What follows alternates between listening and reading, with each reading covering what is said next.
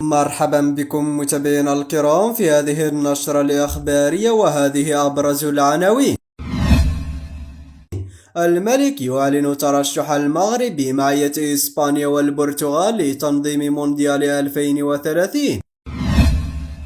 جلالة الملك محمد السادس يفوز بجائزة عالمية. فرنسا تريد حربا طاحنة بين المغرب والجزائر، وتقرير استخباراتي أمريكي يفضح فرنسا. والآن إلى تفاصيل النشرة.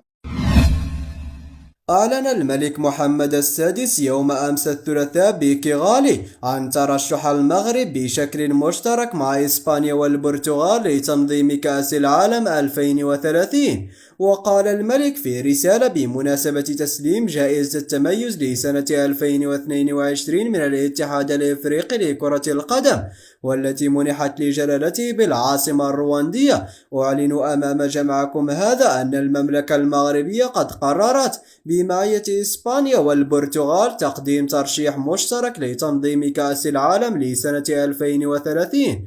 وأوضح الملك في هذه الرسالة التي تلاها وزير التربية الوطنية والتعليم الأول والرياضة شكيب بن موسى أن هذا الترشيح المشترك الذي يعد سابقا في تاريخ كرة القدم سيحمل عنوان الربط بين إفريقيا وأوروبا، وبين شمال البحر الأبيض المتوسط وجنوبه، وبين القارة الإفريقية والعالم العربي والفضاء الأورو-متوسطي.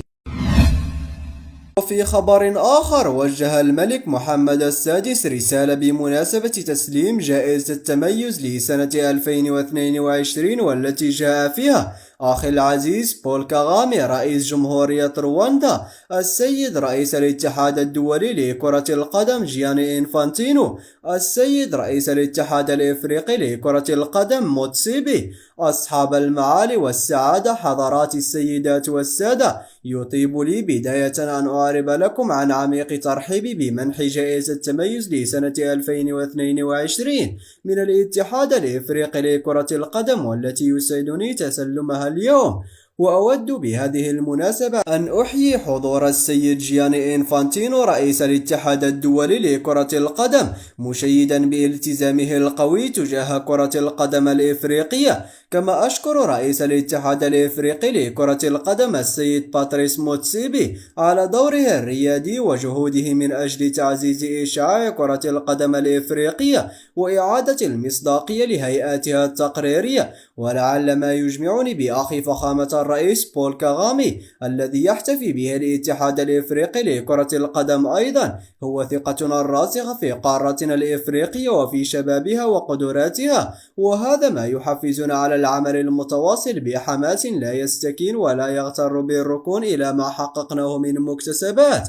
أصحاب المعالي والسعادة، حضرات السيدات والسادة، إن هذه الجائزة التي تمنح لي اليوم هي أولا وقبل كل شيء تكريم لعبقرية إفريقيا وشبابها المتألق، فهي تمثل بالنسبة لي اعترافا بالاختيارات التي انتهجتها من أجل توفير الظروف الكفيلة بإبراز هذه العبقرية والنهوض بها. وذلك الآن كرة القدم ليست رياضة فحسب، بل هي ثمرة بناء وعمل متواصلين. ولقد حرصت دوما على جعل كرة القدم في بلد المملكة المغربية ركيزة للنجاح ورافعة للتنمية البشرية المستدامة. فلئن كانت لعبة تستأثر بقلوب الملايين وموهبة تعكس طاقة إبداعية خلاقة، فهي تقوم أيضا على أساس رؤية مستقبلية والتزام طويل النفس، وحكم قوامها النجاعة والشفافية واستثمار في البنيات التحتية وفي الرأسمال البشري. وبقدر ما شرفت كرة القدم المغربية القارة الإفريقية خلال كأس العالم الأخير بقطر، فإنها قد أعلت من شأن القيم الإنسانية المتمثلة في روح المثابرة ونكران الذات والدفع بالقدرات الذاتية إلى أقصى الحدود، وهي القيم التي حرصنا على ترسيخها من خلال ضم الرياضة إلى التربية، سعيا منا إلى توسيع قاعدة ممارسة كرة القدم بشكل خاص، وتحرير الطاقات ومواكبة ما يتم اكتشافه من مواهب بما يناسب من تكوين وتأهيل. من هذا المنطلق أعلن أمام جمعكم هذا أن المملكة المغربية قد قررت بمعية إسبانيا والبرتغال تقديم ترشيح مشترك لتنظيم كأس العالم لسنة 2030. والسلام عليكم ورحمة الله تعالى وبركاته. وفي خبر آخر، فرنسا تريد حربا طاحنة بين المغرب والجزائر. تقرير استخباراتي أمريكي يفضح المستور ويكشف تفاصيل خطة الجمهورية الفرنسية.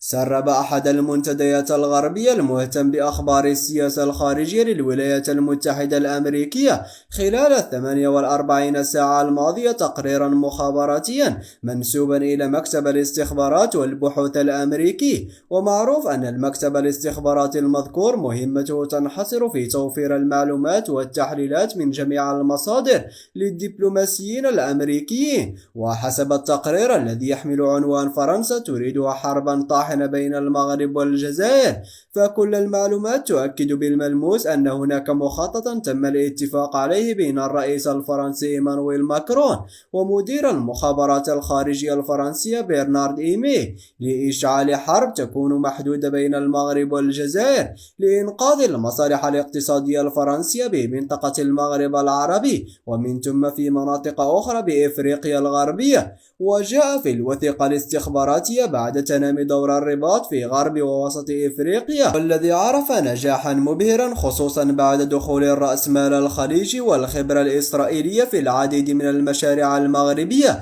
على المستوى الإفريقي. وهذا ما مكن الرباط بأن يصبح لها رصيدا من المصداقية في إفريقيا اقتصاديا وسياسيا وحتى دينيا. شكرا لكم على حسن المتابعة، وإلى اللقاء.